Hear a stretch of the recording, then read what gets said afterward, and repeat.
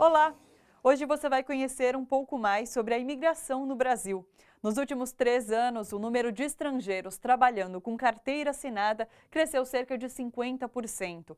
São mais de 120 mil pessoas em atividade no país. Os haitianos são os imigrantes em maior número, com a entrada acelerada após o terremoto que devastou o país em 2010. Eles superaram pela primeira vez o total de portugueses que lideravam o ranking das nacionalidades. O Brasil é considerado um país acolhedor pela maioria dos estrangeiros, apesar das leis antigas que dificultam a imigração.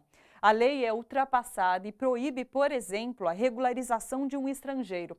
Criada na época da ditadura militar no país, ela permite ao Estado fazer o que quiser com o imigrante, decidir se ele fica no país ou não e até expulsá-lo. É por isso que especialistas discutem mudanças na legislação e propõem um anteprojeto de lei, sem previsão ainda de quando ele será analisado pelo governo e quando vai para o Congresso.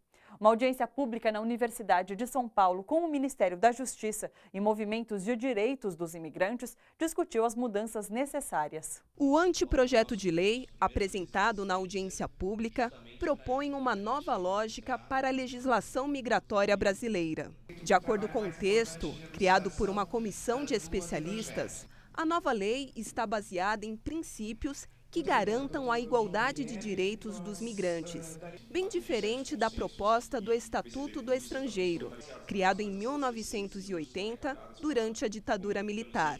O imigrante a todo momento é vigiado. Ele precisa se apresentar à Polícia Federal, precisa apresentar uma vasta documentação, precisa comprovar várias situações que nós entendemos ser desnecessárias. Segundo a peruana Tânia Bernoulli, presidente da Associação Latino-Americana de Arte e Cultura Andina, os imigrantes enfrentam muita burocracia para se regularizar no Brasil.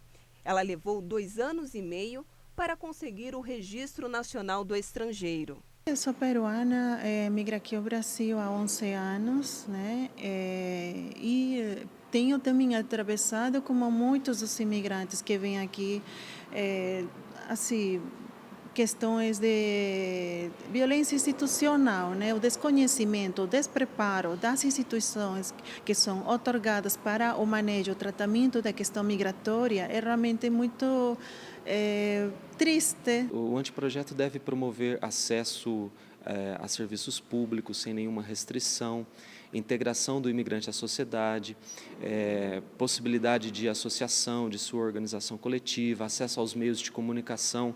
São direitos que a sociedade brasileira já alcançou, ao menos em tese, ao menos no plano legal, e que é negado aos estrangeiros. Um dos principais pontos do anteprojeto de lei é a criação de uma autoridade nacional migratória independente que será responsável pela regularização dos imigrantes no Brasil. Atualmente, a Polícia Federal é quem atua nessa questão. Além disso, o texto garante a acolhida humanitária em casos de graves violações dos direitos humanos e de catástrofes naturais, como ocorre no Haiti. Um outro ponto que também é importante, que é uma inovação desse anteprojeto, é a criação da acolhida humanitária.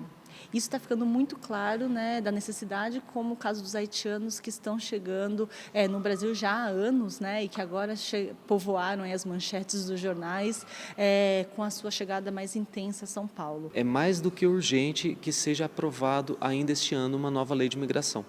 Em Brasília, representantes de cerca de 40 entidades que atuam na proteção e na integração dos imigrantes e dos refugiados também se reuniram para debater propostas que garantam a autonomia dos imigrantes em território nacional. O encontro foi promovido pelo Instituto Migrações e Direitos Humanos, em parceria com o Alto Comissariado das Nações Unidas para Refugiados e o setor pastoral da mobilidade humana da CNBB. O objetivo, trocar informações sobre as práticas e a superação dos desafios para garantir maior atenção aos imigrantes e refugiados que vivem no Brasil. Entre as propostas apresentadas, destaque para a necessidade da criação de uma política nacional para os imigrantes. Não temos uma política nacional migratória.